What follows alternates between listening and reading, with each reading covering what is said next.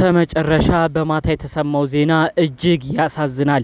ሩታና የአብርሽ ወንድም ኤፍሬም በቁጥጥር ስር እንደዋሉና ሌሊቱን ከባድ ነገር እንደተፈጠረ መረጃዎች እየወጡ ይገኛሉ። ይህን ጉዳይ አስመልክቶ ቤተሰብ መካከል ላይ እንዲገባ ጥሪ እየተደረገ ነው። ጉዳዩ ተካሯል።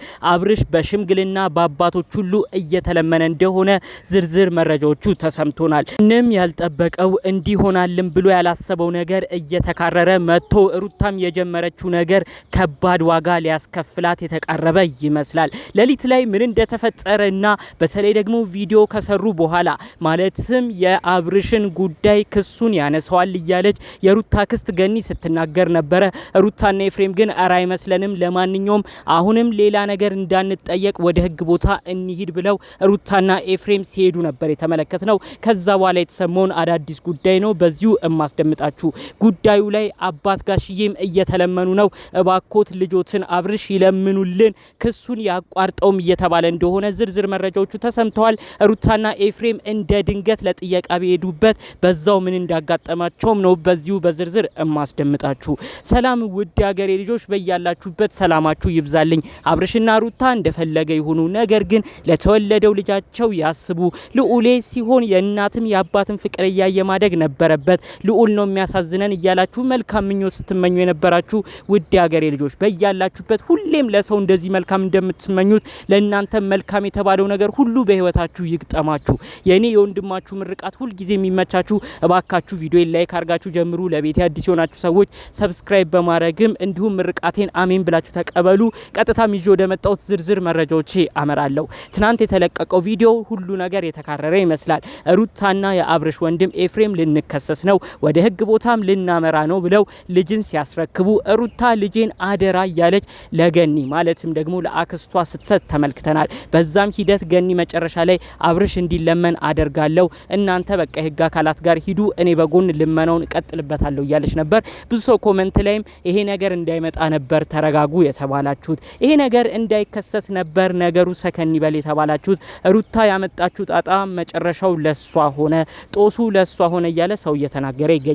በማታ ታዲያ እዛ ሄደው ነበር ለጥየቃም ባመሩበት ወቅት ሲጀመር በልጅ እንደዚህ አይነት ቀልድ መጀማመሩስ ምንድነው የሚያስፈልገው ብለው ጥያቄዎቻቸውን የህግ አካላቶች እንደጠየቁ፣ በመቀጠልም እንዴት የስም ማጥፋት ዘመቻ ታደርጊያለሽ ብለው ሩታን እንዳፋጠጡ፣ ከዚህ በፊት የነበሩትንም ነገሮች እያስታወሱ ልጅ እናት ነኝ እያለች የተናገረቻቸውንና ከህግ አካላቶች እየጠየቀች እየለመነች ነፃ እንድትሆን የሆነችበትን ሪፖርቶች ሁሉ እያወጡ የበፊቱን ነገር ሲጠይቋት እንደነበር፣ በስተመጨረሻ ደግሞ ክስ እንኳን ቢኖርሽ ባልተረጋገጠ ሁኔታ እንዴት የልጅሽን አባት እከሳለሁ፣ እንዴት የልጅሽን አባት ይሰርቀኛል ብለሽስ ለመናገር በቃሽ፣ ሌላ ሰው ብትወነጅሊ ቢያንስ ችግር የለውም ቀለል ባለ መልኩ ሊታይ ይችላል፣ እንዴት የልጅሽን አባትና ዘመዶቹን ሁሉ እንደዚህ አይነት ነገር ያረጋሉ፣ ልጅ ይሰርቃሉ ብለሽ ታወሪያለሽ ብለው እንግዲህ የህግ አካላቶች ሲያፋጥጧት ሲጠይቋት እንዳመሹ፣ ለአንድ ቀንም በዛው እንዳመሹ ጭምር ዝርዝር መረጃዎቹ ተሰምተዋል። እንደ ቀልድ ነው ወደዛ ማረሚያ ቤት ወይም ወደዛ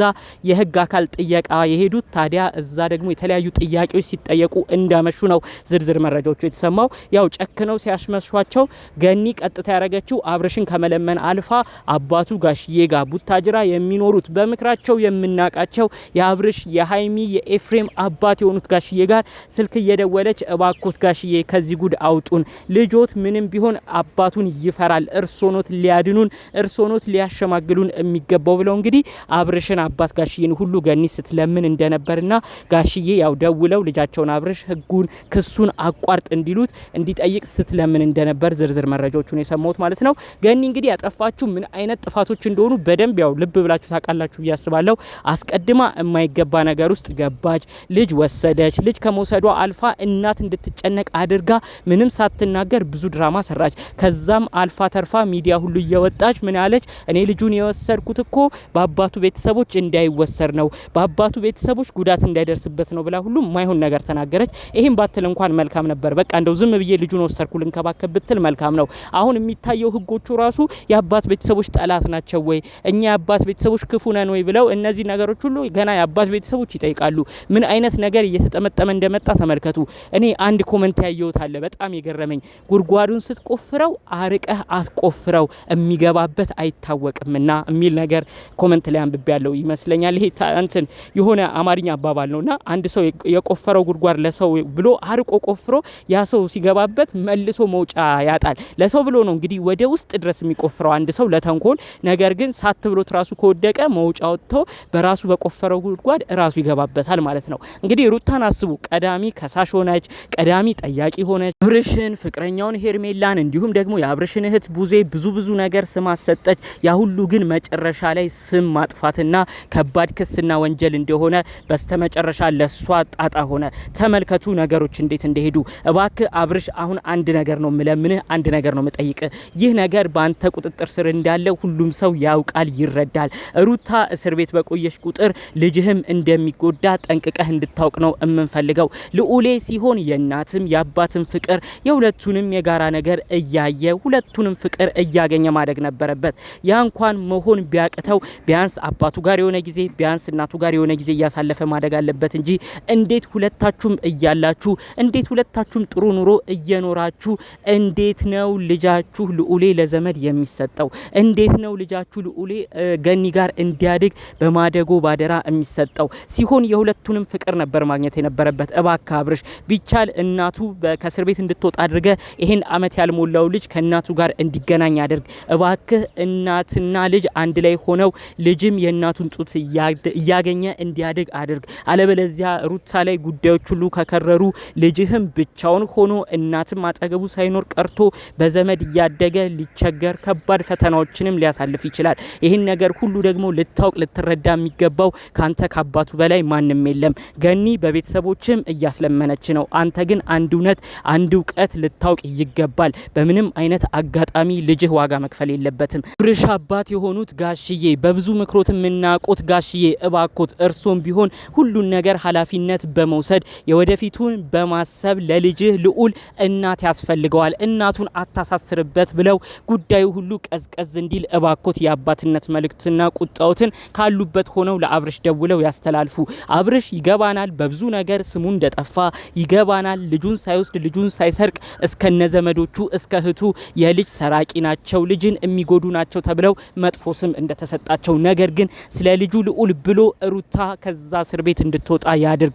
ይሄ ክስ እንዲቋረጥ ያድርግ። እባኮት ጋሽዬ ብዙ ጊዜ ብልጥኖት ብዙ ጊዜ የሚያስተላልፉት መልእክት የአባትነት ነው። ያንን ጠንቅቀን እናውቃለን። እዚህ ጉዳይም ላይ ገብተው ነገሮች ሁሉ እንዲሰክኑ ገኒ የሚያስተላልፈችሎትን መልእክት በቁም ነገር በመውሰድ ነገሮቹ ሁሉ እንዲካካሱ የተቻሉትን እንዲያደርጉ ነው በማክበር እምጠይቆት። ከሰሞኑ ያሉት ጉዳዮች እጅግ ያስደነግጣሉ። ገኒ እንደ ቀልድ የጀመረችው ነገር መጨረሻው ጣጣው ለሩታና ለኤፍሬም ተርፏል። ኤፍሬም አንተም ቢሆን ለቤተሰቡ ምንም ያረከው ነገር የለም። ሩታን የጠቀምክ መስሎ ጭራሽ ጎዳህ እንጂ። ዛሬ የእስር ማዘዣ ሲወጣ በተለያዩ ጉዳዮችም እንደምትከሰስ ጠንቅቀ ስታውቀው ዛሬ የተናገርከው ነገር ምንድነው?